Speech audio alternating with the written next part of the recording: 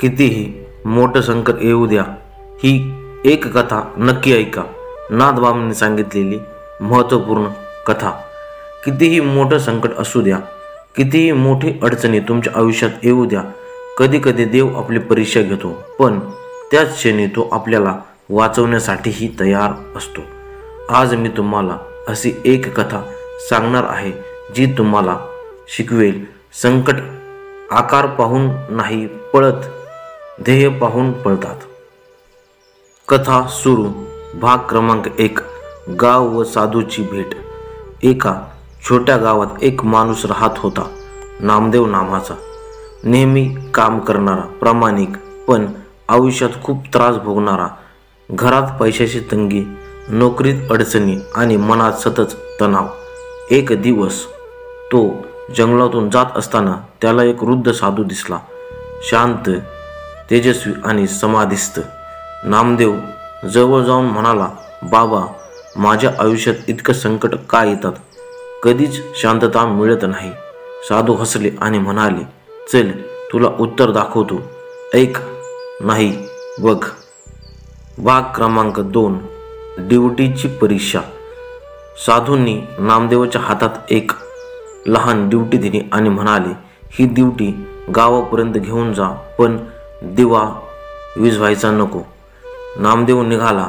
रस्ता काटेरी होता, झाडाच्या फांद्या चेहऱ्यावर येत होत्या, वारा जबरदस्त होता, पण त्याचं लक्ष फक्त एका गोष्टीवर, दिवा विझू नये. तो सावध चालत होता, कधी मंद गतीने, कधी थोडा झपाट्याने, पण दिवा हातातून सुटू नये याची काळजी घेत होता.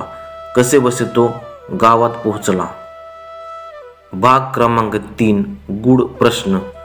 साधू गावात आले आणि विचारलं, नामदेवा, रस्त्यात किती त्रास झाला?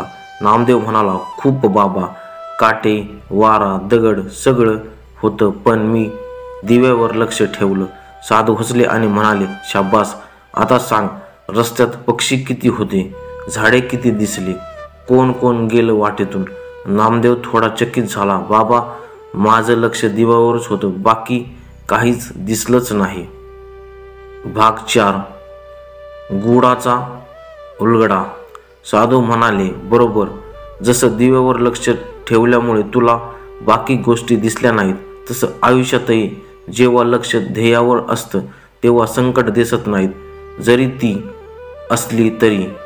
काटे होते तुझ्या समस्या, वारा होता तुझे ताण, दगड होते तुझे अडथळे, पण फक्त एक लक्ष होतं, दिवा जळत ठेवायचा. आयुष्यातही असंच असतं. तुझा दिवा म्हणजे तुझा संयम, तुझा विश्वास, तुझी मेहनत, तुझी श्रद्धा. हे टिकून ठेवलंस तर संकट काय आणि काळ काय ते तुला कधीच पराभूत करू शकत नाहीत. भाग क्रमांक 5. क्लायमॅक्स. साधू पुढे म्हणाले, संकट माणसाला तोडायला येत नाहीत, ते शिकवायला येतात. ज्याच्या हातात दिवा असतो त्याला अंधार काहीच करू शकत नाही, आणि ज्याच्या मनात ध्येय असतं त्याला संकट काहीही करू शकत नाही. नामदेवाच्या डोळ्यात पाणी आलं. त्याला पहिल्यांदा जाणवलं, समस्या नाही बदलत, आपण बदललो पाहिजे. विचार बदलला की जग बदलतं. समारोपण. मित्रांनो, कथेचा सार एकच आहे, संकट कितीही मोठी असू द्या, दिवा म्हणजे मनाची शांतता, विश्वास म्हणजे ज्वाला, आणि ध्येय म्हणजे त्याचं तेल. हे तिन्ही जपलं तर संकट काहीही करू शकत नाही.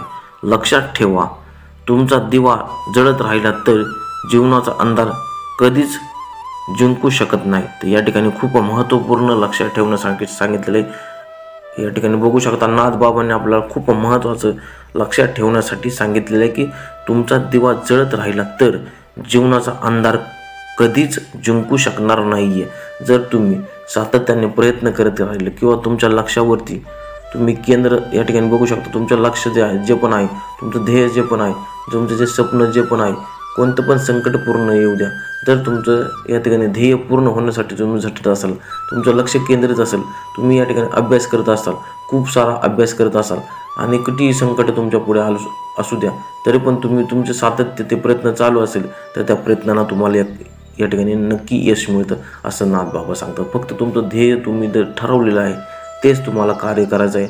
बाकीच्या गोष्टीकडे किती पण संकट येते, किती बी परेशानी येऊ द्या, तरी पण त्या परेशानीकडे तुम्हाला या ठिकाणी लक्ष द्यायचं नाही. फक्त तुमचं ध्येयाकडेच लक्ष त्या ठिकाणी केंद्रित असलं पाहिजे असं नाथबाबांनी या स्टोरीच्या माध्यमातून, या कथेच्या माध्यमातून आपल्याला सांगण्याचा त्या ठिकाणी प्रयत्न केलेला आहे. व्हिडिओ कसा वाटला मला कमेंट सेक्शनला नक्की कळवा. अजून नाथाबद्दल तुम्हाला कोणत्या टॉपिकवरती व्हिडिओ पाहिजे असेल तर कमेंटला तुम्ही मला सांगू शकता. नाथ संप्रदायाचा प्रसार करण्यासाठी, नाथ संप्रदायाची सर्व माहिती लोकांपर्यंत पोहोचवण्यासाठी हा व्हिडिओ या ठिकाणी मी बनवलेला आहे. आणि अजून कोणत्या टॉपिकवरती व्हिडिओ पाहिजे असेल तर मला तुम्ही या ठिकाणी मेसेज करू शकता. इंस्टाग्रामवरती मेसेज करू शकता किंवा कमेंट सेक्शनला पण मेसेज करून मला या ठिकाणी कळवू शकता. जाताना तुम्हाला एवढंच सांगणं, अलख निरंजन आदेश.